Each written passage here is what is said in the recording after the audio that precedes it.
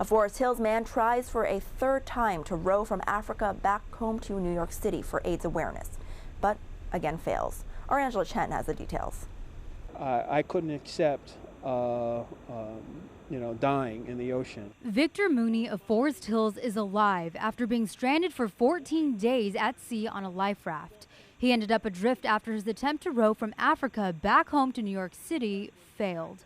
This was Mooney's third time doing this to raise money for AIDS awareness, and he says his last. This is a life raft, so you can't steer it. I had no control of where the life raft was going. Mooney says he set off from Cape Verde on February 26th. His rowboat took on water at the beginning of the row, and when it started to sink, he deployed his life raft.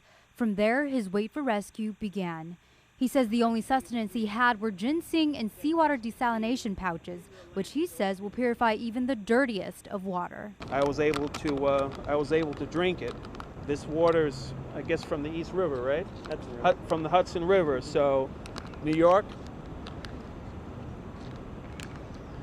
I'm glad to be back home. Mooney says he was rescued March 10th by a Greek freighter bound for Brazil. He got back to New York City on April 3rd. He says he owes his life to the kindness of the people of Greece. We are very proud to hear of stories like the one of Victor. He looks like he's in wonderful condition, and I don't think he'll have any long-lasting consequences. Mooney says he didn't give up hope because his cause is too important. The latest statistics from the city's health department reported that 137 males and 68 females died in 2009 from HIV/AIDS. We all should never give up in the fight against HIV/AIDS, and to think about the humanity that is still needed.